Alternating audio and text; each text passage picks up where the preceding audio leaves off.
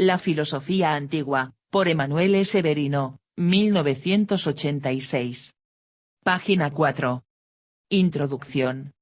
Este libro, como los siguientes, dedicados a la filosofía moderna y contemporánea, se dirige a quien no tiene conocimiento alguno de la filosofía, a quien tiene poco y, también, a quien debería tenerlo porque se encuentra ante una disciplina que debe estudiar en el bachillerato y en la universidad pero que no lo logra, y muy a menudo no por su culpa.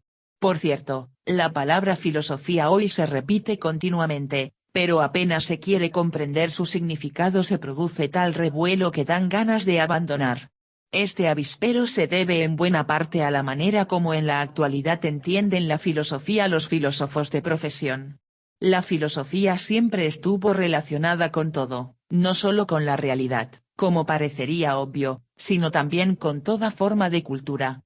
Y es sabido que, en especial en nuestra época, la cultura, y en particular la científica, se ha ido ampliando y profundizando de manera desmesurada.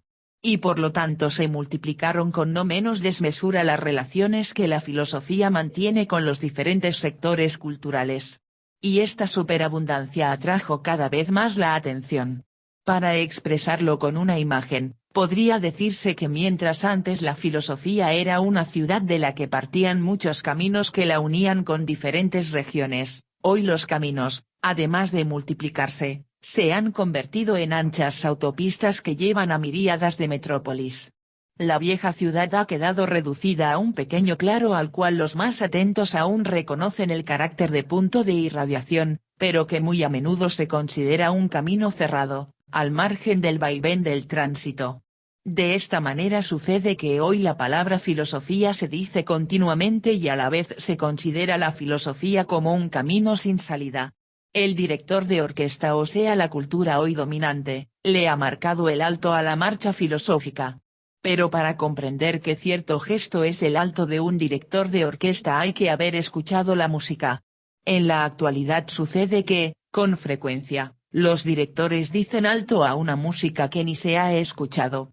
Esta música, por otra parte, no solo es la raíz de nuestra civilización, sino el espacio en que la misma creció y continúa creciendo, el terreno sobre el cual se trazó cada una de las autopistas y se edificó cada una de las metrópolis.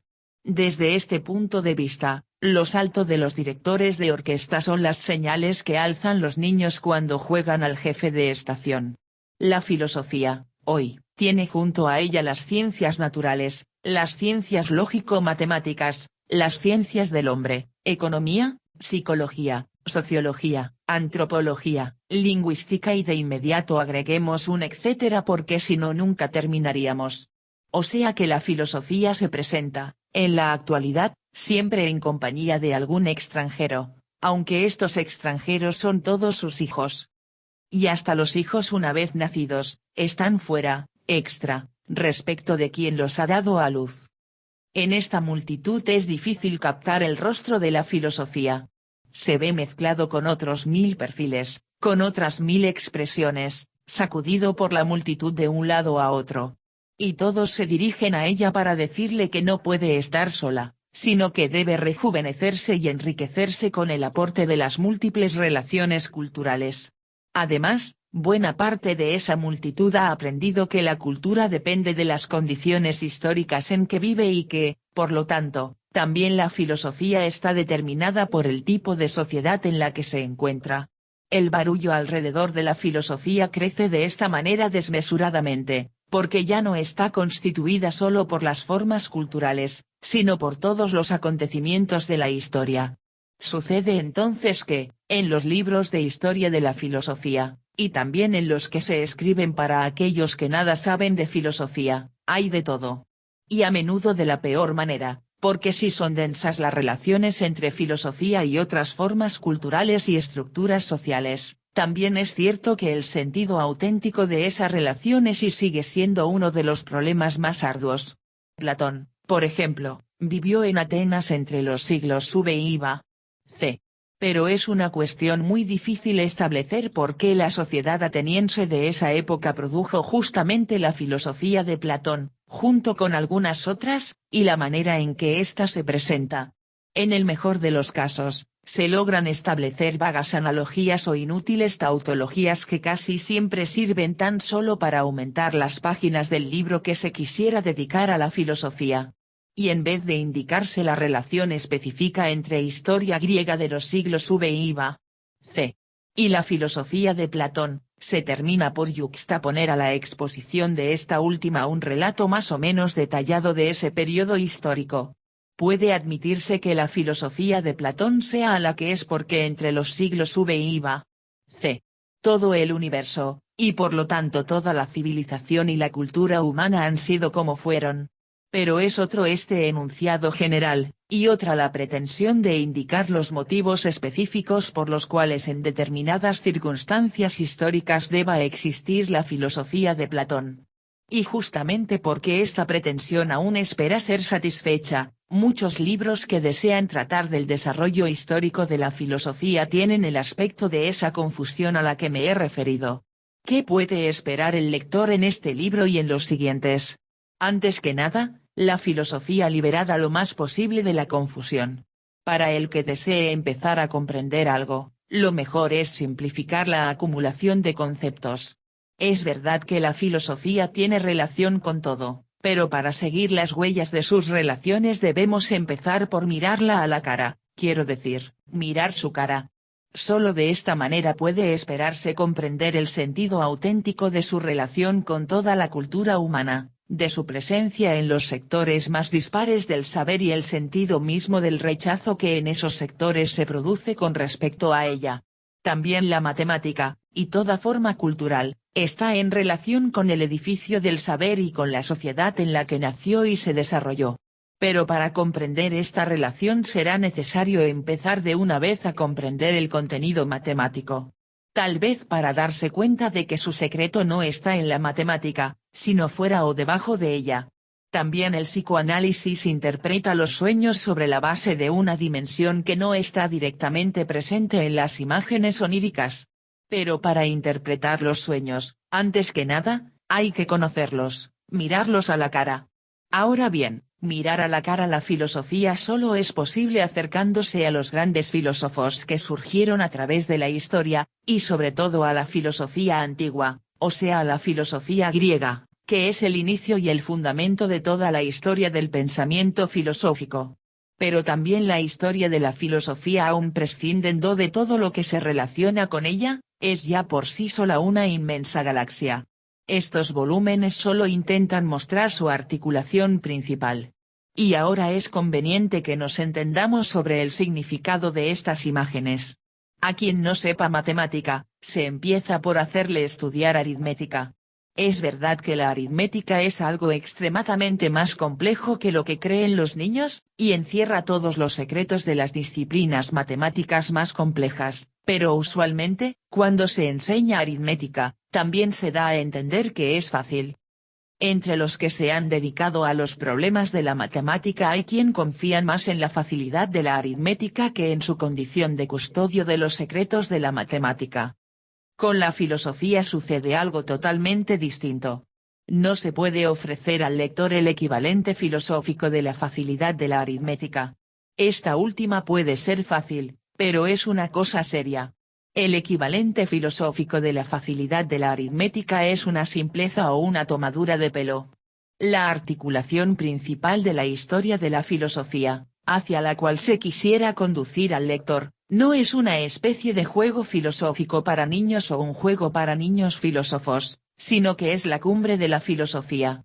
Para el que acepta por primera vez una invitación de este tipo, el sistema montañoso está allí, envuelto en nubes. Estas páginas aspirarían a abrir las nubes, al menos las más caliginosas, para que la montaña, aunque sea lejana, muestre su silueta. No hablan pues de cosas fáciles, sino que se proponen hacer de alguna manera accesible lo difícil. De alguna manera, porque una cosa es ver la silueta de la montaña y descubrir su cumbre, y otra cosa es ir a ella, a la montaña, y encontrarse en medio de sus peligros. Esta trilogía no intenta reemplazar los manuales de historia de la filosofía o el diccionario filosófico. Aquí no solo no se habla de filósofos de gran relieve, sino que ni se habla de algunos grandes periodos de la historia del pensamiento filosófico. La misma intención de publicar 3 volúmenes, uno para la filosofía antigua, otro para la moderna y otro para la contemporánea, da a entender, por algunos motivos que diremos más adelante, que no se ha concedido un lugar ni a la filosofía medieval ni a la renacentista. Los filósofos que aparecen son aquellos muy conocidos para los que hayan estudiado filosofía.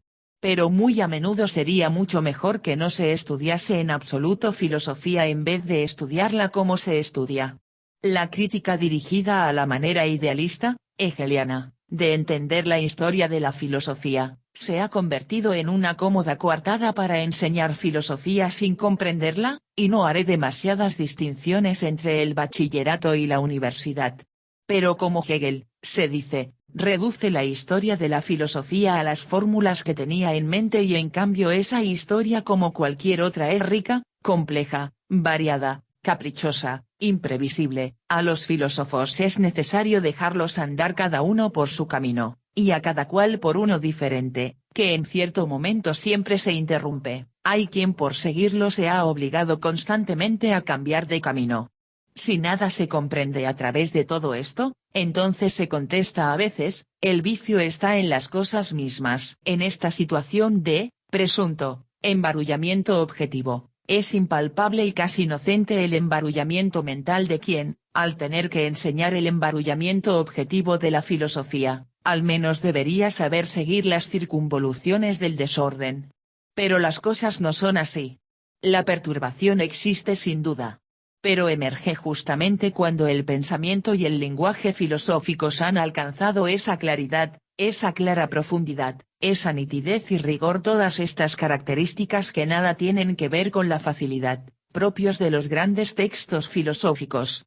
No es antes sino después que estos textos se hayan hecho comprender cuando puede empezar a aparecer la confusión, problema al cual no podemos sustraernos, y que incluye también el problema de comprender y de comprender la filosofía. Ahora bien, la intención muy modesta de estos libros es ayudar al lector a entrever esa claridad esencial del pensamiento filosófico a partir de la cual puede hacerse frente al problema auténtico de la filosofía, y este último genitivo es tanto subjetivo como objetivo. Ayudar a delinear el perfil de la montaña significa justamente introducir en esa claridad esencial. Un elemento fundamental de esa claridad es la vinculación profunda que une todas las grandes filosofías. En la actualidad se husmea en las bibliotecas de los filósofos para saber con qué otros filósofos estaban relacionados. Pero Kant puede no haber leído la metafísica de Aristóteles y sin embargo haber comprendido su sentido infinitamente mejor que quien dedica toda su vida al desbrozo filológico de ese texto. La profunda vinculación que une las grandes filosofías, esto es lo que aquí se quiere, sobre todo, señalar al lector. Desde este punto de vista, las filosofías medieval y renacentista pueden entenderse como dos grandes ramificaciones de la filosofía griega, la primera empeñada en establecer las relaciones de la filosofía griega con el cristianismo, la segunda tendente a recuperar y desarrollar el sentido originario de la filosofía griega. Por tal motivo estos dos grandes periodos del pensamiento filosófico no entran en un trabajo que, como el nuestro, tiende a indicar la forma originaria de la vinculación entre los grandes momentos de la historia de la filosofía. Antes se decía que la filosofía, de ciudad se ha convertido en un claro, y que los caminos que la unen con las regiones circundantes son ahora autopistas. Ahora bien, la filosofía contemporánea en su casi totalidad, no es el claro sino que circula con el tránsito de la autopista, en la que se encuentra unida a todas las disciplinas de la cultura moderna. El claro es en cambio lo que parece que ha quedado de la vinculación profunda entre la antigua ciudad y el claro en el que se ha transformado esta, y por lo tanto entre la ciudad y el tránsito de la autopista.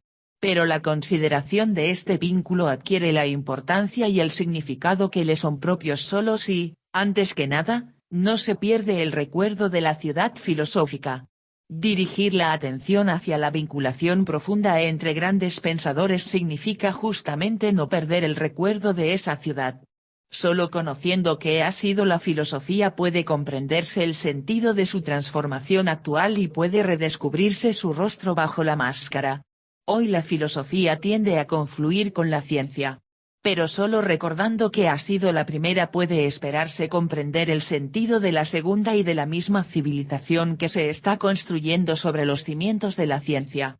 En la escuela se refleja, de manera más o menos distorsionada, la situación de la cultura contemporánea, en la que se invoca continuamente la filosofía, pero casi siempre para señalar que ésta en la actualidad no tiene nada más que decir y, por lo tanto, hay que dejarla de lado, donde los grandes pensamientos filosóficos parecen sentencias religiosas que ni tienen el valor de la originalidad, donde todos los problemas filosóficos se han transformado en problemas científicos, o sea, donde la racionalidad se identifica con la racionalidad científica, olvidando que las raíces de la racionalidad científica provienen de esa evocación del sentido mismo de razón, en lo que consiste el pensamiento griego y que de manera continua se vuelve a proponer en la filosofía, y por lo tanto en la cultura occidental, hasta Hegel. También en la escuela, la exigencia de relacionar la filosofía con las ciencias humanas está haciendo desaparecer el sujeto de esa relación. Y cuando se protesta contra tal desaparición siempre se hace en nombre de una historia de la filosofía que considera a los grandes pensadores como un archipiélago disperso y escucha con desconfianza al que recuerda que todas las islas se apoyan en un fondo marino común. Por eso ha sucedido el hecho curioso de que mientras la antropología contemporánea reconocía entre los aplausos generales que también una tribu primitiva perdida puede ser considerada como una estructura, concepto eminentemente filosófico, los guardianes de la historia de la filosofía han continuado rasgándose las vestiduras ante el solo pensamiento de que tal historia pudiera ser una estructura, la unificación de una multiplicidad de elementos, el común fondo marino, la vinculación que une a los grandes pensadores. La existencia de ese vínculo no significa que la historia de la filosofía deba ser sistema en el sentido hegeliano, deba ser esa historia a priorística de la cual hablar mal es una irrenunciable regla de cortesía para todo historiador de la filosofía que se respete. Esto no quita que pocas páginas de las lecciones de historia de la filosofía de Hegel, aporten a la filosofía más que algunos quintales de esas investigaciones de historia de la filosofía donde, en el mejor de los casos, la filosofía se convierte en el contenido de ese particular tipo de ciencia especializada que es la historia. Es obvio, totalmente obvio, que no serán estos 3 pequeños libros los que resuelvan el problema que se plantea al estudio de la filosofía en la escuela.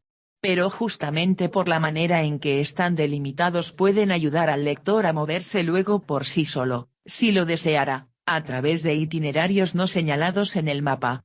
Y finalmente una sugerencia sobre la manera de leer estas páginas, deben leerse una tras otra, con lentitud, sin saltar de un lado a otro.